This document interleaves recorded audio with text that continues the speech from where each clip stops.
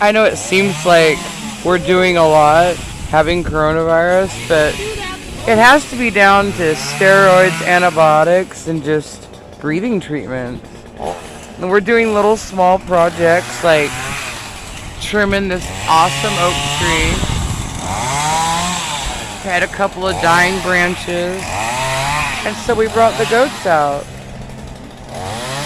You know? And our advice was drink plenty of fluids and get plenty of rest.